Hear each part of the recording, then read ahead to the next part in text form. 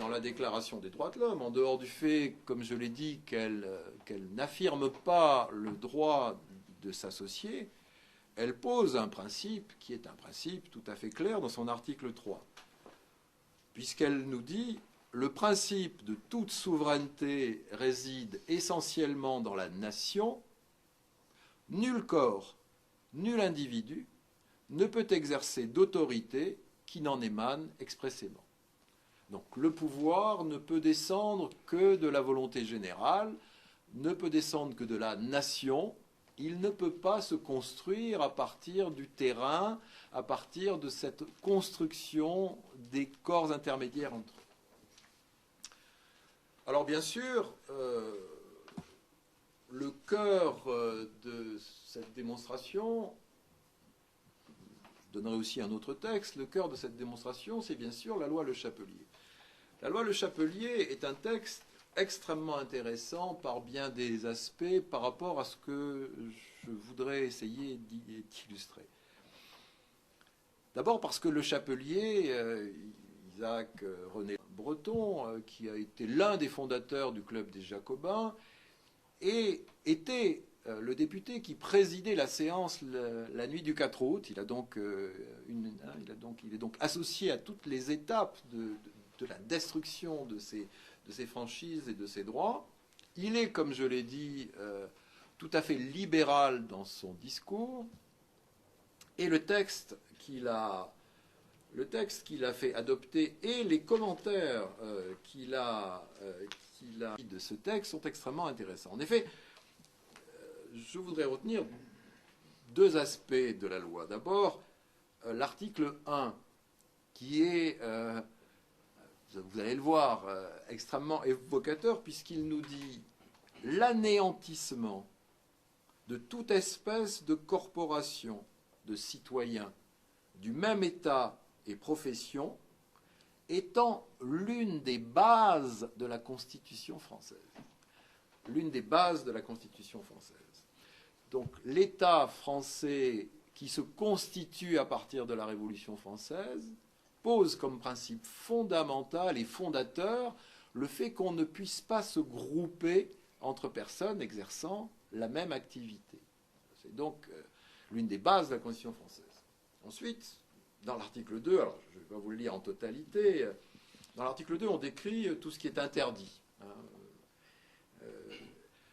Alors les citoyens, etc., ne peuvent se réunir, tenir des délibérations, former des règlements sur leurs prétendus intérêts communs. Sur leurs prétendus intérêts communs. C'est-à-dire que pour le législateur, les professionnels n'existent pas. Ce sont des intérêts imaginaires, des intérêts prétendus. Alors, que nous dit Le Chapelier pour illustrer justement quand il intervient à l'appui de son texte? Il déclare « Il n'y a plus de corporation dans l'État. Il n'y a plus que l'intérêt de chaque individu et l'intérêt général. » L'intérêt individuel d'un côté, la volonté générale de l'autre. Il n'est permis à personne d'inspirer aux citoyens un intérêt intermédiaire, de les séparer de la chose publique par un intérêt de corporation. Ce qu'on nous pose là, c'est une conception totalement atomiste de la société, où les individus sont un certain nombre d'atomes sans cohésion, comme je l'ai dit, et au sommet duquel, par-dessus lequel, tenant une légitimité difficile à déterminer de la part de ces individus, existe la volonté générale. La volonté générale qui, en quelque sorte, absorbe en elle la totalité de tout ce qui n'est pas l'intérêt individuel. Il n'y a pas de place pour les intérêts intermédiaires. Il y a l'intérêt individuel, et tout ce qui ne relève pas de l'intérêt individuel est absorbé par l'intérêt général. Il y a là, je fais une petite parenthèse sur une petite projection sur ce qui se passe, il y a là l'une des racines les plus essentielles de ce qui a marqué la France moderne. Alors, ce mélange d'individualisme et cette méfiance fondamentale des pouvoirs publics en France vis-à-vis des groupements. Ça n'est pas le fait du hasard si la France est le dernier pays d'Europe à libéraliser les associations. Alors, on parle dans le langage courant, on dit les associations, loi de 1901, comme si c'était une banalité. Mais 1901, c'est une date pour libéraliser les associations. La France, dans la plupart des pays, a été libérée à l'occasion des événements de 1848 ou un petit peu après. La France est le dernier pays d'Europe à libéraliser les associations.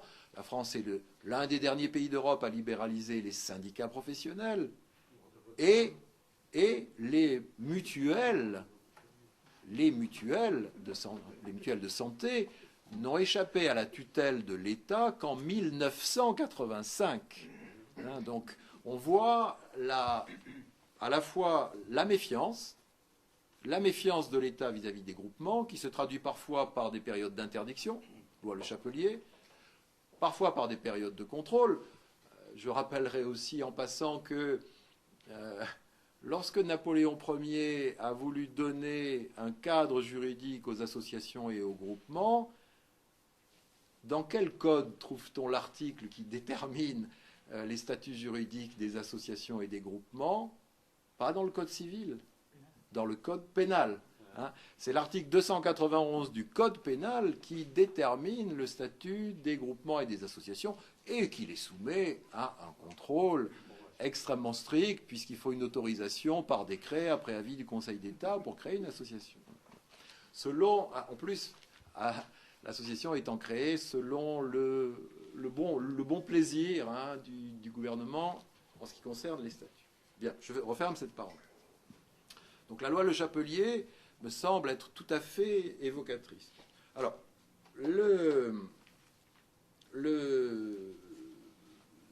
cette volonté d'éliminer et surtout de ne pas donner de personnalité juridique au groupement n'est pas limitée au groupement professionnel, puisque en septembre 91, la loi Le Chapelier est de juin 91, la destruction des corporations par la loi d'Allard est du printemps, de mars, donc on détruit les corporations.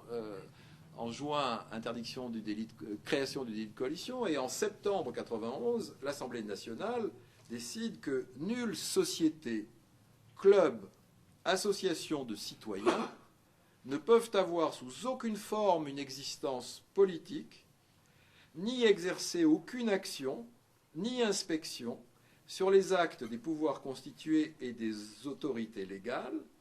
Sous aucun prétexte, ils ne peuvent paraître sous un nom collectif.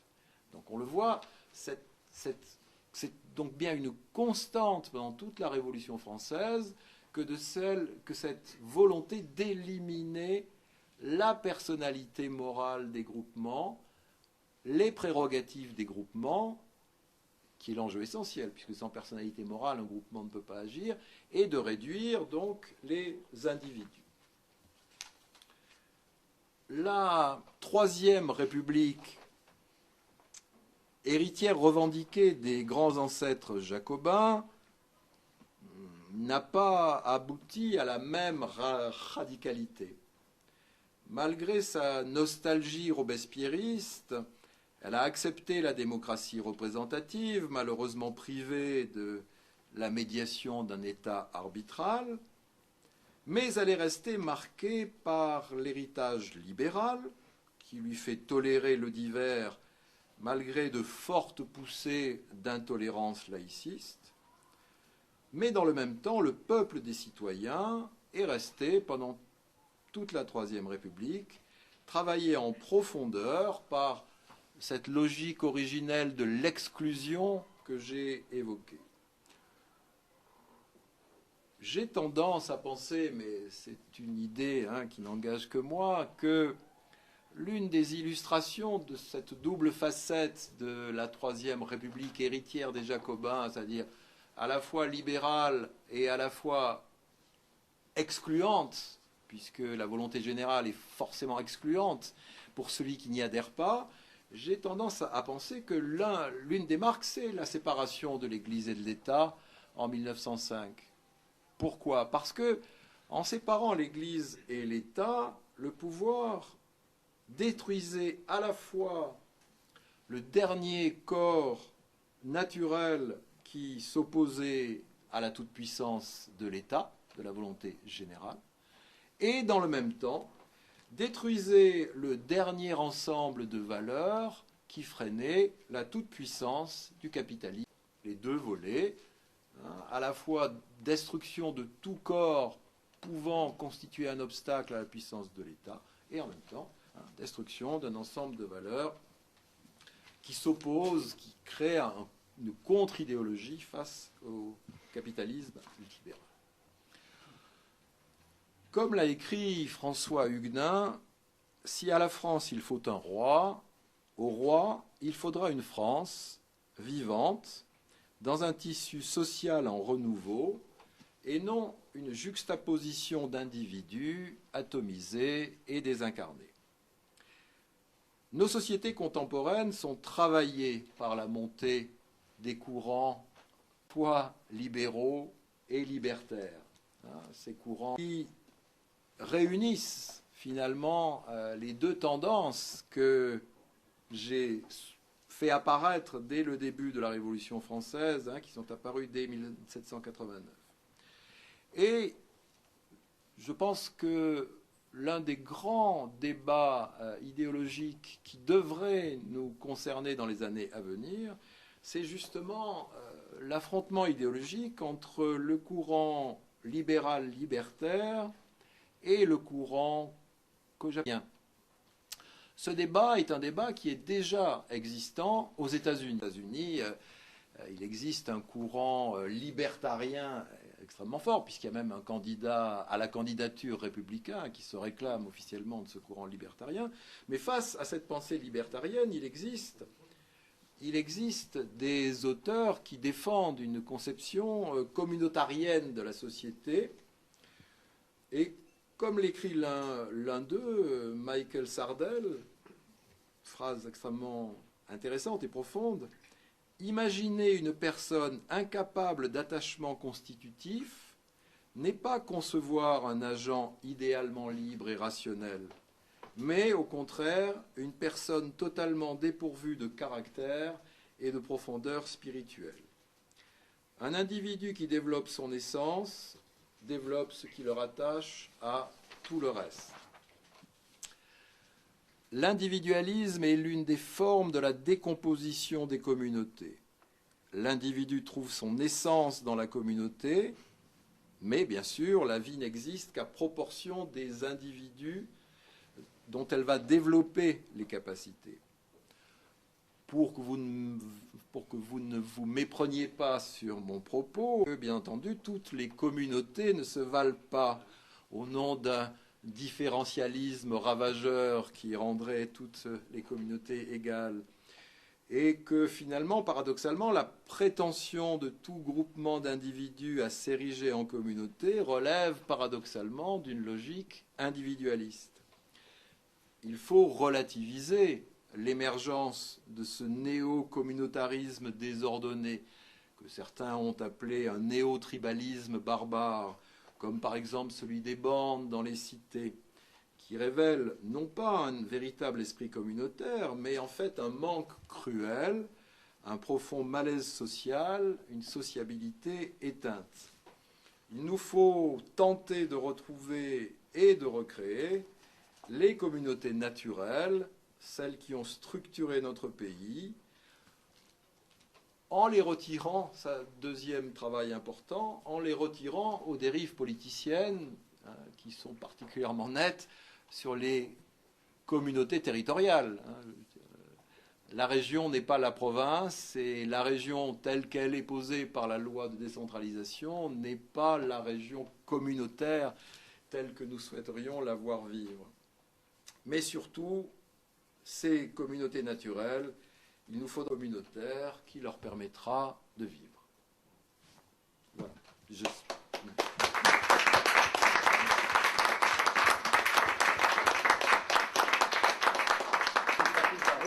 Pour la clarté, le côté fouillé et profond, et son humour aussi. On va lui poser des questions. Comme je vous l'ai dit régulièrement, on se discipline, tout le monde a envie de parler. Donc, des questions courtes, concises, et puis une fois que vous en avez posé une, s'il vous plaît, laissez parler les autres, et vous en reposerez une autre à votre tour. Alors, quelles sont... J'ai pas voulu partir sur une critique du libéralisme en tant que doctrine économique. J'ai simplement voulu montrer que à l'origine de cette montée de l'individualisme et de cette destruction des corps intermédiaires, il y avait, ça c'est indéniable, une volonté économique libérale. Le libéralisme, il a des racines en Angleterre, il a des racines en France, et très rapidement, dès le XVIIIe siècle, le courant libéral se développe, donc même avant la Révolution française. Turgot, la parole de Turgot que j'ai évoquée date de 1776, donc dès 1776, il y avait la volonté de casser la structure économique traditionnelle, considérée comme un obstacle à la révolution industrielle, comme un obstacle au développement économique de la France. Cette pensée libérale, elle a rencontré, je dirais, ce corpus que j'appelle, pour simplifier, rousseauiste, avec l'idée de volonté générale, pour donner ce cocktail tout à fait dangereux, parce que en cassant tout le système des groupes qui étaient protégés par leur franchise, qui fonctionnaient sur la solidarité, sur l'auto-organisation, on a laissé l'individu isolé. Et paradoxalement, je le disais, certains socialistes utopiques, pas les socialistes marxistes, ont critiqué beaucoup la Révolution française en disant qu'elle avait laissé l'ouvrier seul, qu'elle avait laissé l'individu seul en cassant toute la structure des corps, et qu'elle avait donc facilité en quelque sorte l'exploitation sauvage des débuts du capitalisme. Je me place, je vais pas jusqu'à maintenant, je me place là sur la période. Donc, oui. Tu n'es pas d'accord, Alain? Si, ah oui. Juste un mot pour reprendre ce qui a été dit. Je crois qu'effectivement, il ne faut pas trop attaquer la révolution. Je ne dis pas trop, il faut le faire un peu, sur l'angle individualisme économique. Parce que les marxistes nous reprochent de, en fait, condamner le capitalisme en tant que mouvement économique général et de relier le concept de royauté avec une économie de type agraire et artisanale. Il faut faire attention à ça. Donc, et alors, oui. Non, c'est oui. J'ajoute un petit point, puis après,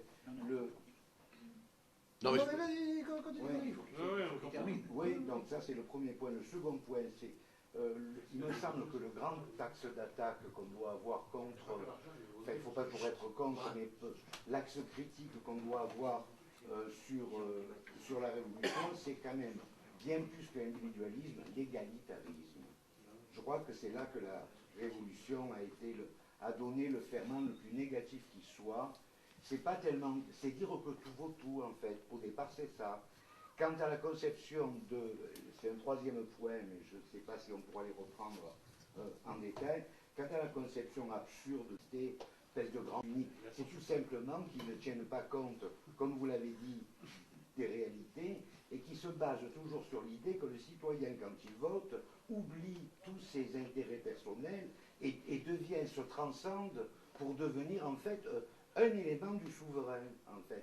Et ils avaient vu ça dans les petites communautés suisses, en fait, dans les cantons où tout le monde votait, où les gens ayant les mêmes intérêts, quand ils votent, l'intérêt général existe, puisqu'en fait, on a affaire à, mettons, 2000 paysans qui ont à peu près le même nombre d'arbres ou d'hectares. Donc, ce qui se dégage, l'espèce de majorité ou d'unanimité qui se dégage, a toutes les chances de correspondre vraiment à l'intérêt général. Et pour un grand pays, c'est... Pour un grand pays, c'est pas possible. Mais alors, l'idée principale, c'est quand même l'égalitarisme, qui me paraît le plus... Et peut-être aussi, sans reprendre tous les détails qu'a dit le monsieur, l'athéisme, qui est passé par le théisme. C'est vrai que personne n'était athée en 89, ou presque, mais c'est le début de chercher quelque chose qui tourne le dos à toutes les habitudes. Au lieu de voir la raison dans l'histoire, il voit la raison dans la tête, en fait. Voilà. Mais c'est en ça que les radicaux sont aussi des héritiers directs des Jacobins. Ils sont anticléricaux et ils sont, j'insiste, ils sont libéraux. Ils ne veulent pas d'intervention de l'État. Ils veulent une politique sociale dans laquelle... Sauf que la monarchie, ça serait mieux sorti si Louis XVI n'avait pas renvoyé Turgot. Oui, bien sûr. C'est une catastrophe, ça. Parce que si par exemple... Laurent. Alors, aux spécialistes que vous êtes, j'ai proposé ces deux questions. Est-ce que vous pensez que la franc-maçonnerie et ses constitutions d'Anderson auraient pu naître s'il n'y avait pas eu la Révolution? C'était la première question. La deuxième, pourquoi est-ce que la déclaration des droits de la femme avec Olympe de Gouges qui était guillotinée est restée à l'état d'écriture? Sur la franc-maçonnerie, n'a rien de révolutionnaire, contrairement à la légende. Hein, je partage pas les idées de l'abbé Baruel. La franc-maçonnerie, elle est née en Angleterre ou plutôt en Écosse, et elle est arrivée en France avec les troupes écossaises et irlandaises après la défaite des Stuarts. Donc elle n'est pas du tout par nature révolutionnaire. Alors, qu'elle ait été ensuite celui qui a le plus utilisé la franc-maçonnerie, c'est pas la Révolution française, c'est Napoléon qui en a fait une sorte de deuxième aristocratie à son service, hein, en prenant, comme d'ailleurs les princes de sang, puisque les grands maîtres avant la Révolution, c'était des princes de sang. Après, ça a été des maréchaux de Napoléon, donc c'était la même façon d'utiliser ce corps-là. Mais je ne crois pas au rôle de la franc-maçonnerie dans la Révolution française. Et comme Voltaire qui disait, je ne suis pas d'accord avec ce que vous dites, mais je me battrai jusqu'au bout. Oui. Bon. Et la deuxième question, sur Olympe de Gouges. Sur les femmes, non, j'ai pas d'opinion particulière sur Olympe de Gouges. Comme le disait Cédillo, la déclaration des droits de l'homme, c'est pas la déclaration des droits de la femme. Bonjour. Hein. Voilà. Elle a d'ailleurs été exécutée. Bien sûr. Elle était bien sûr, Olympe de Gouges. Laurent. Le Chapelier aussi a été exécuté d'ailleurs.